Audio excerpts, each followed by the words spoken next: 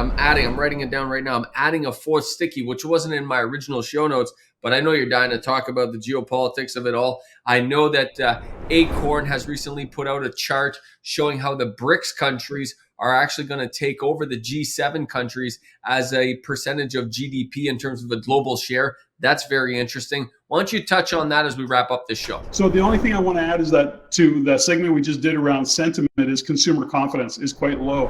And I would say that it's low, but it's more about being cautious given what's happening.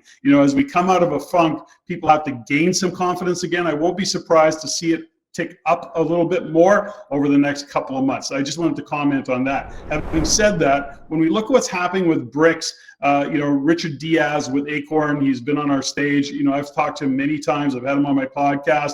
He's a great analyst and economist.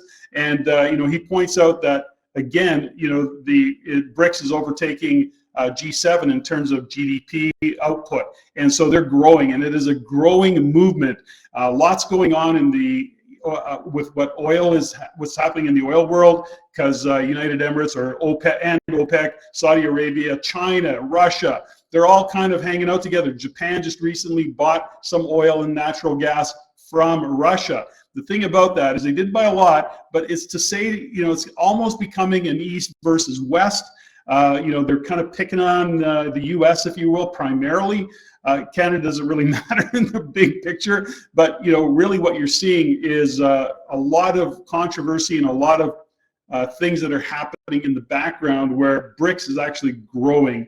I think there's 16 other countries that want to be part of it, including Japan, who's now put up their hand, and surprisingly and interestingly is Mexico. Now, Mexico is wanting to join BRICS, and that would be a real shot. I don't think it's going to happen. I think it could happen over the next couple of years, but given that they have an agreement with Canada and US, it would be a big move for them to go over there. So these are things that we're watching, and if there's a risk to a market, I think that could be it.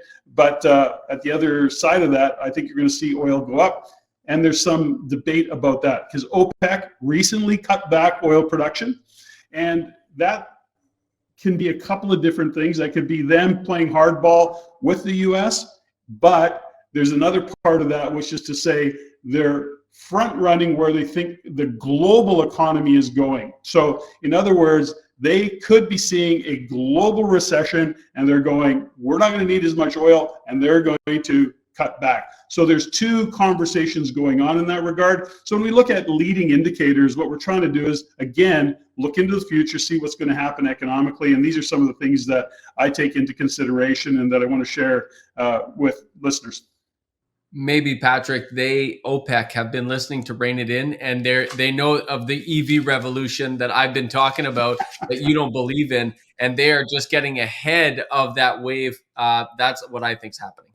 Yeah, well, it's not that I don't believe in the EV revolution. I think they're going to force it down our throats. I just don't think it's going to come at the speed that you think it might, although it's certainly happening. There's no doubt about that. Stephanie just got back from Japan. Why don't you go ask ChatGPT, and we'll see how fast it's coming. Oh, ChatGPT. So anyways, I'm saying it's coming. I just don't think it's going to be as fast or as robust as people think it is.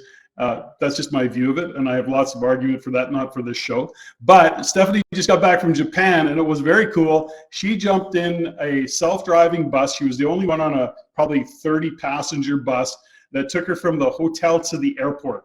And you got to go, wow, no people. Patrick, I was in Vegas last week, and the hotels now have driverless, self-driving cars that pick people up from the airport, drive them around, so on and so forth. It says right on the side of the car, driverless, self-driving. It's obviously part of a pilot program. But I'll tell you this, Patrick, I took a dozen Ubers while in Vegas last week, and half of those Ubers, were Teslas. And I asked people their experience with, like, what is it like having a Tesla, driving Uber and putting on so many miles?